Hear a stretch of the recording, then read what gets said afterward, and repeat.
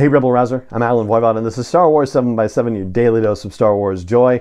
And thank you so much for joining me for it. So on the live event front, we're talking about the final 3 categories that we usually check in on a monthly basis and looking at what happened in those categories of Star Wars storytelling over the course of 2023. So live events, the big live event that happened, of course, was Star Wars Celebration Europe, which was, quite the event. And I came home and got COVID, apparently. The last day of the event. So that was fun, but I actually enjoyed the heck out of myself while I was there. It was a really rare opportunity to be able to go, and I was extremely grateful to be able to go there and to share as much of it as I possibly could with you. So yeah, don't let me derail things with the COVID thing. Anyway, I still would have gone. So we got a lot of awesome stuff revealed at Celebration Europe, and we've talked about that stuff over the course of these last few episodes, so I won't belabor. I will say that we got the announcement that the next celebration is going to be in Japan. They're actually going back to Japan, but it'll be in 2025, so there won't be a new one. So 2024, we'll see, announcements about what's going to be happening and all of that fun stuff. There was also a D23 Expo, and yeah, we didn't get a lot of Star Wars stuff out of that, really. The big live event news, I think, ultimately was the reports that Galactic Star Cruiser, that giant immersive hotel experience, would be shutting down. And eventually we will talk about what happens at Galactic Star Cruiser on the podcast. There are a lot of people who have posted information about the story interactions and experiences that you get, and I'd love to see what that was all about. So I think it would be very cool. It feels like a piece of Star Wars storytelling that only a very few people get to experience, and I personally would love to be able to share as much of it with you as possible. I did not get to go to Galactic Star Cruiser while it was active. What are you going to do?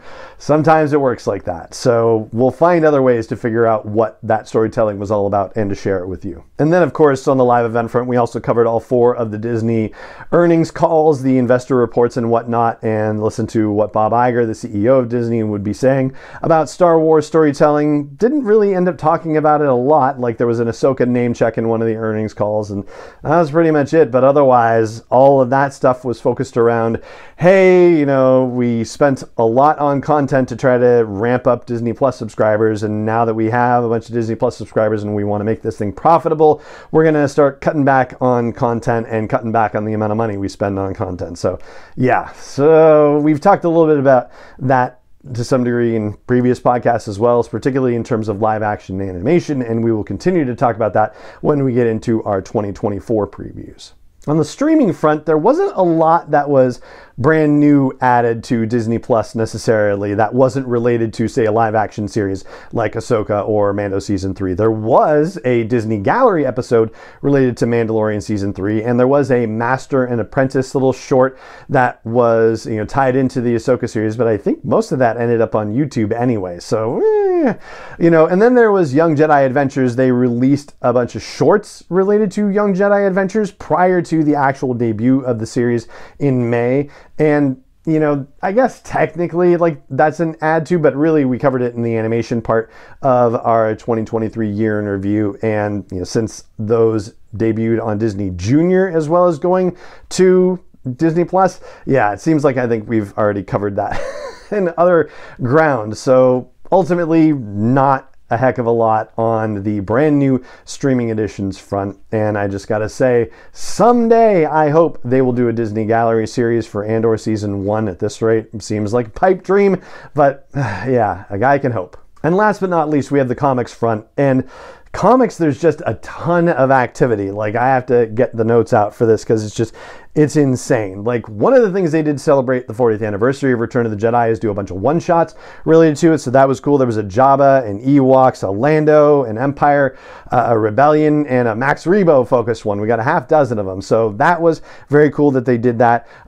They had Phase 2 of the High Republic ending and then starting up Phase 3 of the High Republic. Plus, they're doing that Shadows of Starlight miniseries that's bridging between Phase 1 and Phase 3 from that time perspective, like what happened immediately after the events of the fall of Starlight Beacon. They wrapped up a bunch of mini and maxi series that they had been doing, including the Han Solo and Chewbacca one, which was like 10 issues, the Yoda one, which was like 10 issues, a Son of Staros one that went 5 issues, the adaptation of Season 1 of The Mandalorian they wrapped up, and then they rolled into the adaptation of Season 2. They're still in the middle of an Obi-Wan Kenobi adaptation. They also finished up Hidden Empire, which was the third and final part of the Kira trilogy, and they started the Dark Droids giant crossover event, which I think is actually wrapping up very soon, if I'm not terribly mistaken. So yeah, it was a pretty wild year for Star Wars comic storytelling, and there was also a manga for Phase 2 of Star Wars storytelling called Precedent that came out too. So yeah, they definitely packed it in when it came to comics related stuff for the year. So, you know, good on them. We didn't necessarily talk about a lot of the comic stuff in the course of the podcast, but yeah, we will definitely continue to look at that as we get into 2024.